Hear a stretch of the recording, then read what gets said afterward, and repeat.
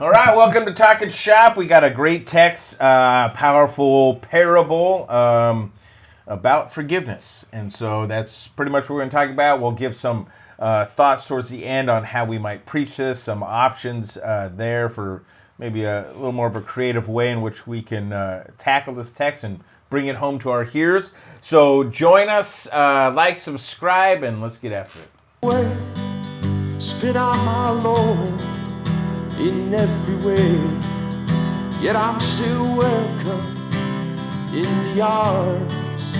All right, nice little text from the end of Matthew 18, verses 21 through 35. Peter came up to him and said, Lord, how often will my brother sin against me and I forgive him? As many as 7 times? Because that's a lot. That's exhausting already. That's already sounds exhausting, right? And what does Jesus say? I tell you, not 7 times, but 77 times.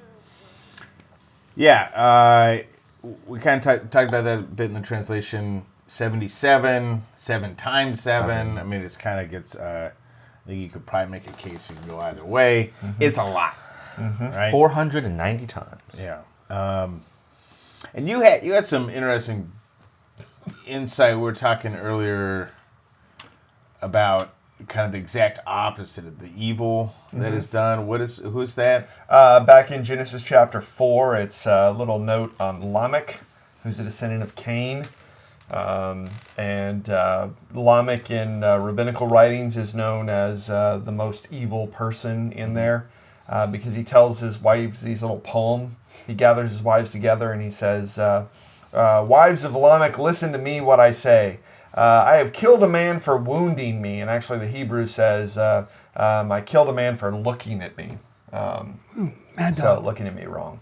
Young man for striking me. If Cain's revenge is 7-fold, then Lamech's is 77-fold. All right. There you go. So there's a kind of like the epitome of evil. Yeah. Right? Yeah. Wow. So if you know that reference, then Jesus is kind of saying you forgive the most evil and reviled against you. Mm-hmm. Got it. So there's a little bit more there to instead of just a big number. Yeah. I mean, it is a big number, but it's more of that. So then that launches him into a parable. The kingdom of heaven may be compared to what? A king who wanted to settle accounts with his servants. As he began to the settlement, a man who owed him 10,000 talents was brought to him, and since he was not able to pay, the master ordered that he had his wife and his children and all that he had to be sold to repay the debt. All right, so Lovely. yeah, yeah. So a massive debt. We should say that 10,000 talents. 10,000 talents is a lot, and he's ordered to pay. He can't pay, obviously, and so they are. This would be a form of debtor's prison, right? However, it worked out there. In essence, a kind of a slavery in which you're working off your debt, right? Mm-hmm. Well, I mean, he has to sell everything off first. So if all his possessions could cover the debt, then he's good, right? But if not, then debtor's prison, right? Yeah, yeah. So it affects his whole family, all that stuff, right? So that's that's in other words, that's what the law says to him, right? That is what's owed. You are a debtor. It must be paid. And what's the servant then do? Fell on his knees and prostrated himself and begged God for patience with him, and he will pay back everything. Yeah. Yeah, have patience with me, and I will pay you everything, right? I will pay it all. Not sure I believe the guy. Why not? That's an awful lot to pay back. It's Yeah. like astronomical, maybe not even obtainable. Well, I have a note here that says talent is worth about 20 years' wages for a laborer. Yeah. A denarius is a day. Right. talking So 10,000. to convert talents, it's 7,300 denarius. So you have to In believe in that, reincarnation for this to be paid off. Yeah. Right. So there's 7,300 denarii in each talent, Yeah. and this guy owes what 10,000 talents. Yeah, yeah. Not happening. Ooh. So I think one of the interesting things here. So the debt is massive, and it's about to be forgiven. We're going to see, and the other debt is smaller.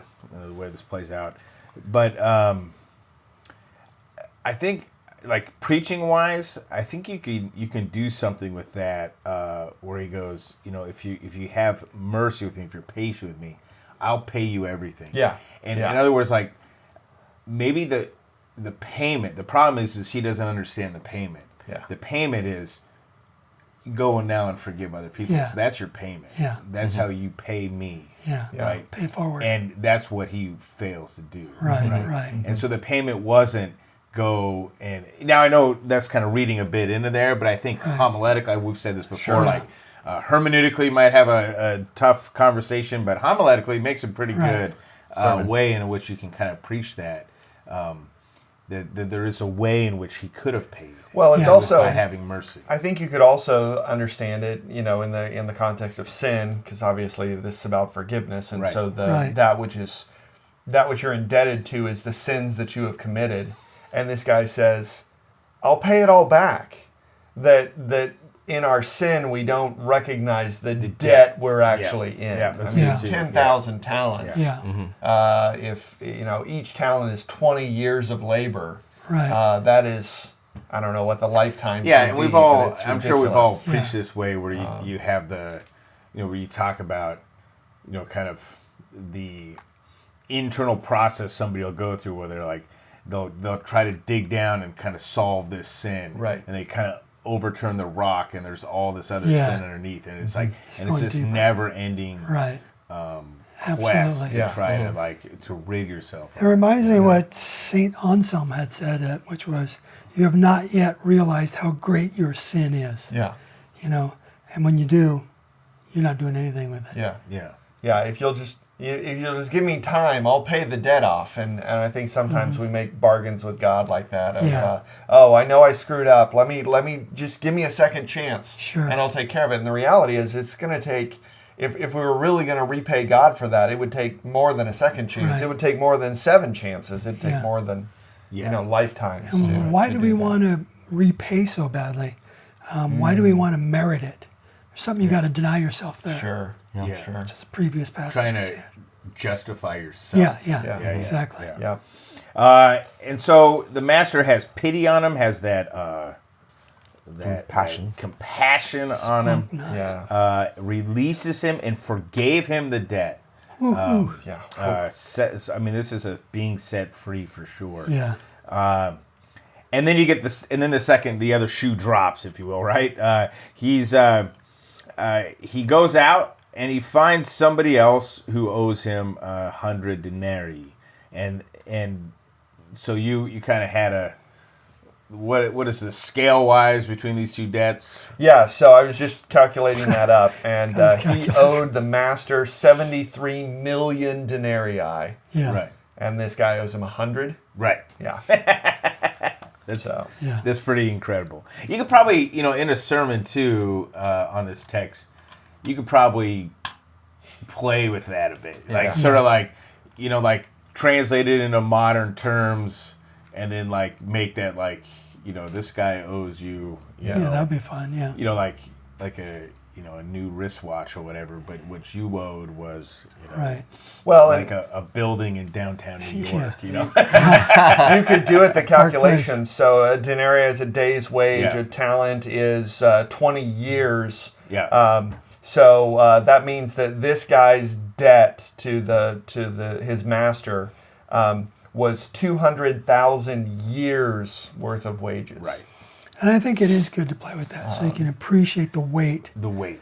because behind the curtain, we're really talking about sin and forgiveness. Yes. So Yes. it's good to get the gravity of it. Versus 100 days. Yeah. Yeah, right. So he finds him, seizes him, chokes him, not a nice guy, and says, "Pay what you owe." Yeah. And this fellow does exactly what he did. Yeah. Just repeats the It's language. the same line. It's the same line, right? He falls down, prostrates himself, right? And says, have patience with me, and I will pay you, right? Right. But this guy doesn't go for it. There's no compassion. Yeah. So that compassion is lacking. He refuses, has him thrown in prison. The problem is, other people see this. Yeah. Yeah. Other people who are privy Yes. to the greater story, right? They see what's going on. And they're gossips, so they're priests. Yeah. So he gets exposed, right? And then that master who had forgiven him that great thing holds him accountable for this. You wicked servant, I forgave you all that debt because you pleaded with me. Should not you have had mercy on your fellow servant as I had mercy on you? Yeah. The answer is yes. That's exactly what you should have Yeah. done. Because Should a have had servant mercy. should be like his master. Yes. I mean that's great. Yeah. Be like your master, have mercy. And in his anger though, now the master does what? Does what he did. Yeah. Yeah. Exactly. And actually, I know, like in the English here, it says delivered him to the jailers. I mean, they are jailers, but it is specifically to the torturer. Yeah. Is who Yeah. he goes to. Bazanistes means a guard that function. It actually comes from bazanidzo, which is to torture. Yeah. So So he delivers him to the torturers until the debt is paid, which means he's not getting out. Right? No. And this torture now is his new reality. And then verse 35 drops and puts everybody within earshot on notice. Oh, this wasn't about money? Oh. This wasn't some nice old story. Oh. No, we're going back. This is Peter, right, who asks about forgiveness. Right. And so he tells this story, this parable, and ends with what? So also my heavenly Father will do to every one of you if you do not forgive your brother from the heart. Yeah. Yikes. Yeah. I can go through the motions, but that's not good enough here. Yeah. From the heart. Yeah. So, in essence, what Jesus is telling to Peter is, you're in debt to a greater master than your brother is to you, who sins against you 77 times, right, or whatever it happens to be. Yeah. There's a couple of good. You talked about Lamech, but there's also illustrations in the OT, such as Joseph forgiving his brothers. What you meant for evil, God meant for good. I think that's the Old Testament reading that gets paired with this. Yeah. And then there's Esau forgiving Jacob after instilling in him great fear because here comes Esau with 400 men. It's like, oh no, and I stole the birthright. We haven't squared that yet. And then there's forgiveness. Yeah. It's awesome. And I do think we need to be this conversation can go down some bad angles too, where it can become, like you hear a lot. I know I have members, I'm sure we all do, who struggle with the idea of forgive and forget kind of thing. And people are like, look, I could forgive them, but I can't forget that. And you're like, no, you don't have to. I mean, it's actually like forgetting that might come, but it might be there forever. But you can still forgive from the heart. You can still say, I'm letting this go, right? And to Matt's point, to our Lord's point, it's you have been let go of far greater debt beyond anything that can compare in this age, and that there's actually better living in doing this. Right? I think you could easily launch into you could probably go to straight scientific data. Sure. I'm sure a couple Google searches would get you there on how forgiveness benefits the one who forgives. Right. I mean, there's because you hear that, you always hear it out there. Either like there's good things that come from this, and it's kind of this way in which God would have us live. I also think of the Lord's Prayer. A good one. Forgive us our trespasses as we forgive those who trespass against us. I think Luther in the Large Catechism will talk about, you're kind of you're enacting, you're preaching to yourself as you forgive somebody else. Yeah, that's It's like good. you're reminding yourself, Yeah. well, I've been forgiven this greater Right. debt. Yeah. Yeah. Well, and how often we turn that legalistic. Yeah. Of well, I forgave my brother, so therefore God forgives me. Well, this parable actually sets it right. Perfectly. Yeah. The master forgives the servant, Yeah. and then expects the servant to be Yeah. able to mirror that. You could actually, good. that could be a fun way to preach this, where you could start with the Lord's Prayer, because Oh, everyone kind of knows sure. it, and be like, doesn't this always hit you kind of weird? Like it kind of feels Yeah. like, and then you're using this parable actually as to explain I that. like that. I like that that. could be a fun way to do Sure. it. That's Almost great. a catechetical. Yeah, sermon. yeah, more of Yeah. a catechetical moments. All right. I mean, I think there's a lot there. Obviously, it's focus. It's about forgiveness, and this is what it is. A good, challenging text, a good exhortation for the life of our people. Share how you might approach this, or things you've done with it in the past. Maybe it always helps the community. Continue to share, like. Check out craftofpreaching.com. There'll be some articles there on this and the other texts. And God bless your preaching.